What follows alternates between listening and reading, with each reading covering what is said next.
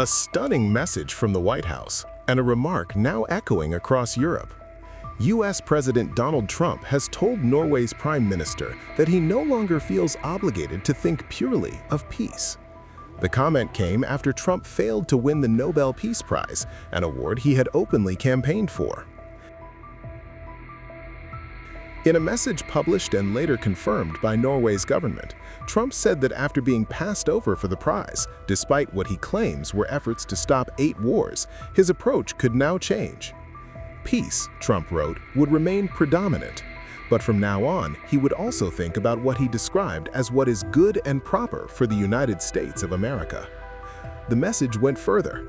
Trump once again raised his long-standing demand for U.S. control over Greenland, an autonomous territory belonging to Denmark. He argued that Denmark cannot protect Greenland from threats posed by Russia or China. And he questioned Denmark's right to ownership altogether, claiming there were no written documents, only historical landings by ships centuries ago. Trump added that the world, in his view, is not secure unless the United States has complete and total control of Greenland. Norway's Prime Minister, Jonas Gahr, responded carefully.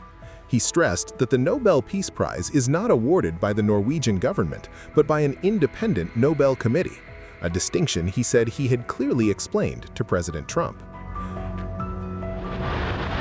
The remarks have reignited global concern, especially as tensions over Arctic security continue to grow. Trump had pushed hard for last year's Nobel Peace Prize. Instead, the award went to Venezuelan opposition leader Maria Machado. She accepted the prize in Oslo last month after a dramatic escape from Venezuela by boat. I presented the President of the United States the medal of the Nobel Peace Prize, and I told him this, listen to this.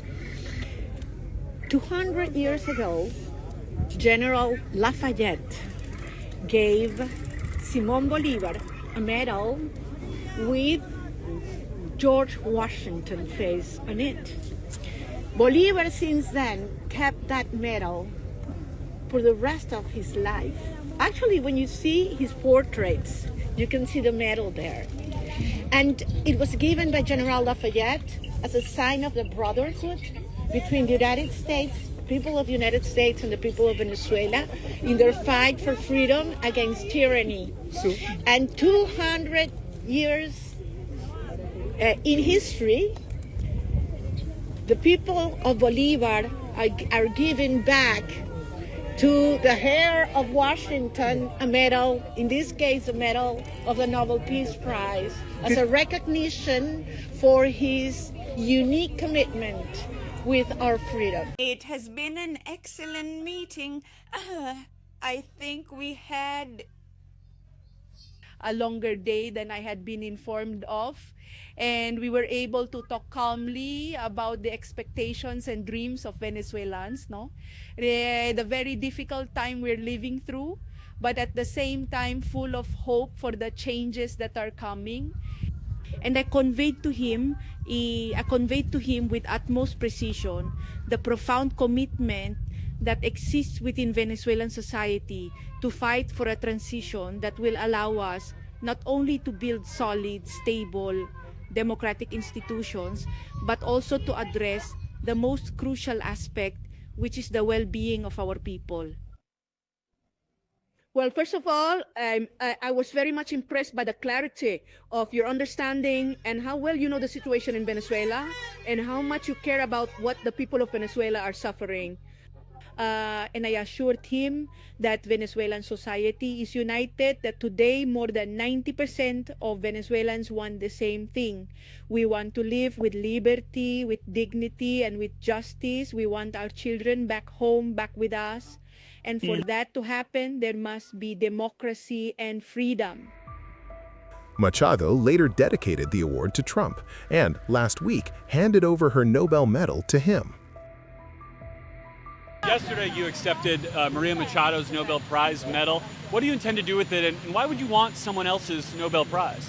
Well, she offered it to me. I thought it was very nice. She said, you know, you've ended 8 wars, and nobody deserves this prize more than in history than you do. And I thought it was a very nice gesture. And by the way, I think she's a very fine woman, and we'll be talking again. The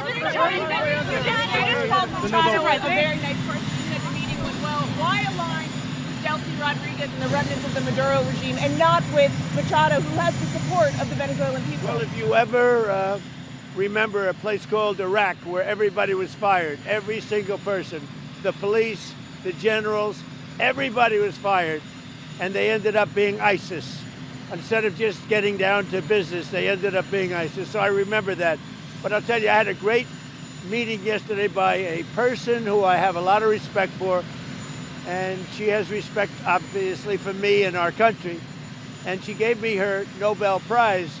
But I'll tell you what, I got to know her. I never met her before, and I was very, very impressed. She's this is a fine woman. A symbolic gesture now overshadowed by words that are raising fresh questions about peace, power, and global stability.